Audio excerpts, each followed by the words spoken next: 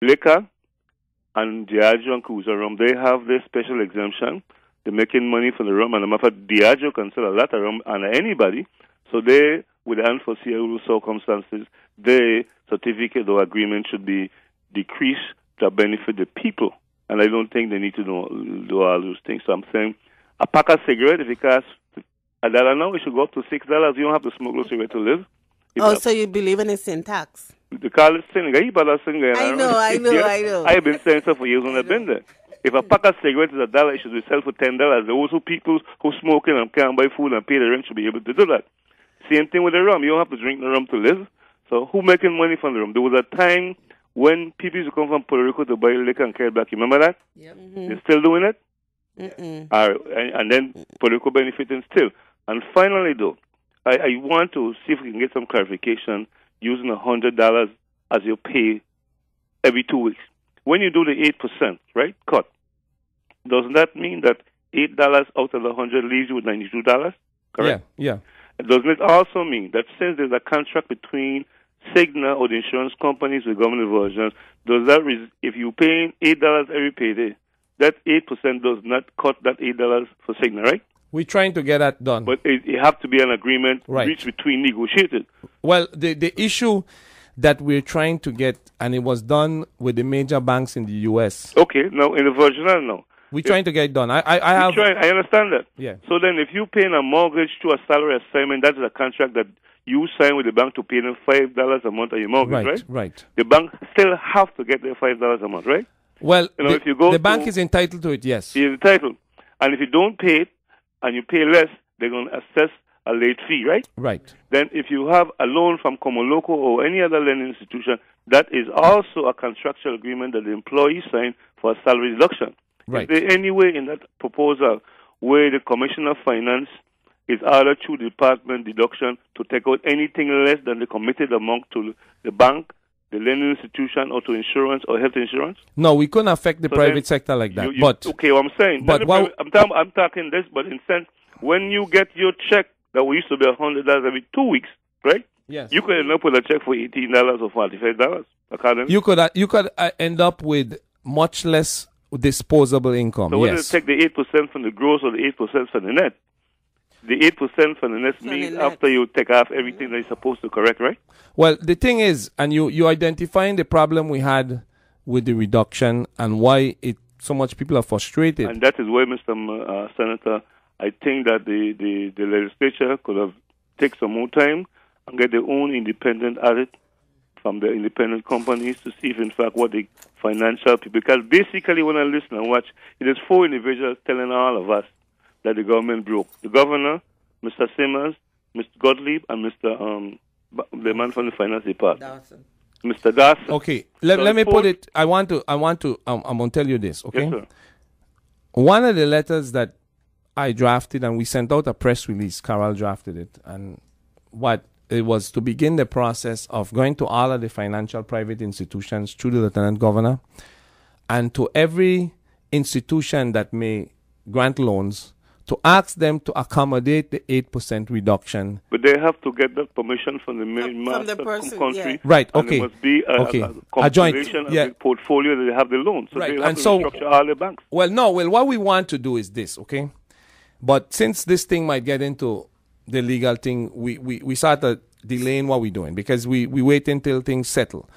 If things are supposed to settle where the 8% reduction is settled in terms of the 8% reduction remaining in effect.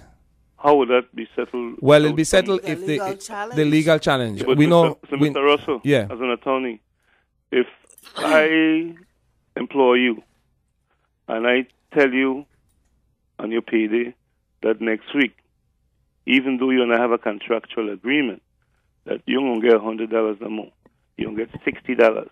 Right. Isn't that enough notice for you to know that you are in potential harm or something is about to cause you to lose $40?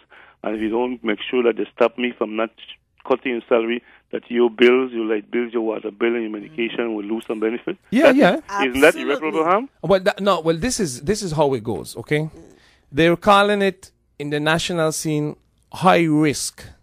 They're using that term, and everybody from our position in the legislature that is subjected to the 8% now becomes a high-risk lending.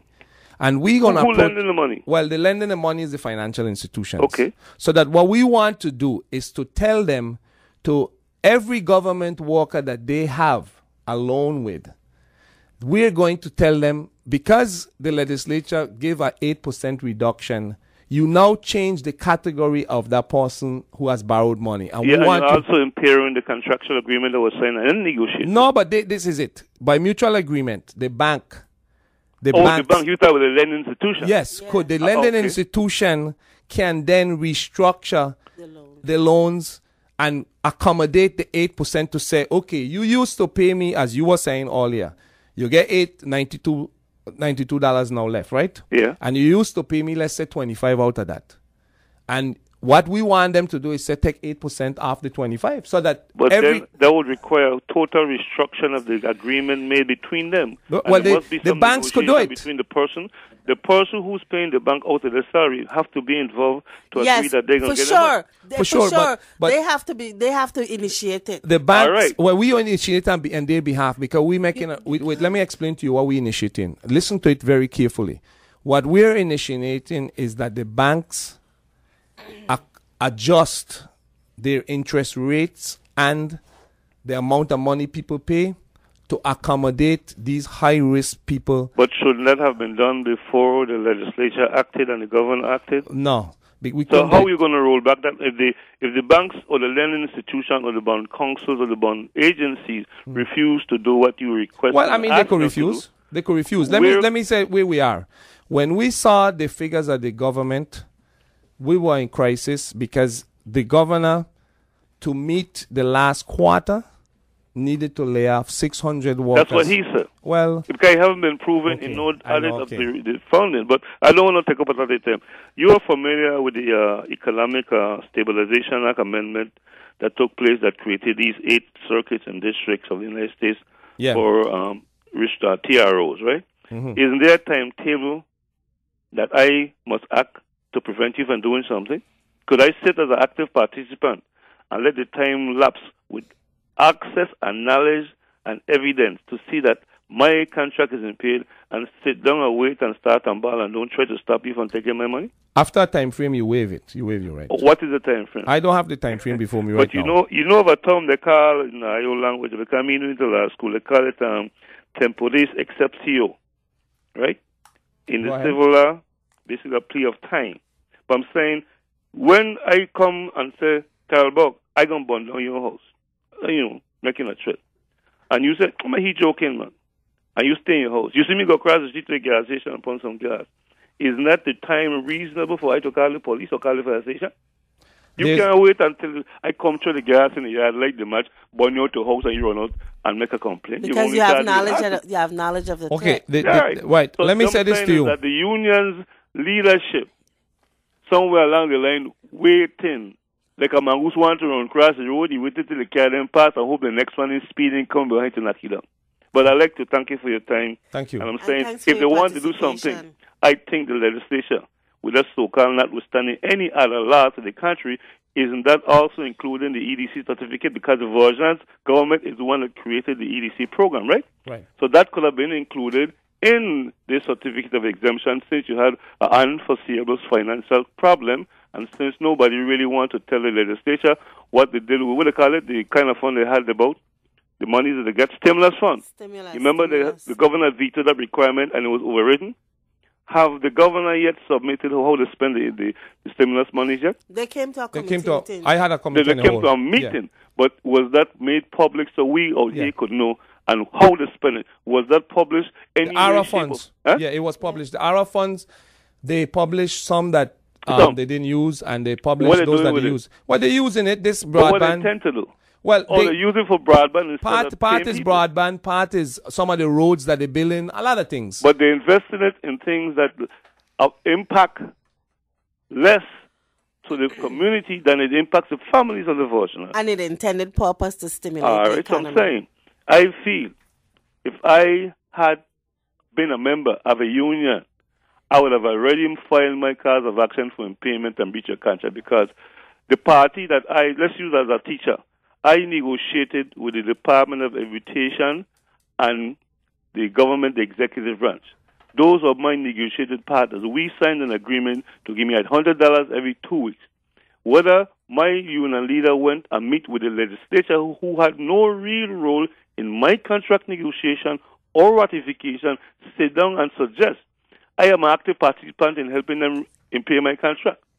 So I'm saying I, as a member of the union, can go to court against my union leadership, the legislature, and the governor individuals separately because they know that if they were not willing to pay the agreement for the EDC beneficiaries or Hovensa or any other private sector or the rum industry, the tobacco industry, the jewelry industry, then why are you using me who have a less source of expendable income when the larger available income could have been recovered from these big gross receipt, property, excise tax, customs duties, and all these things? And I already paying withholding tax, income tax, insurance, with the next one, loans to institutions.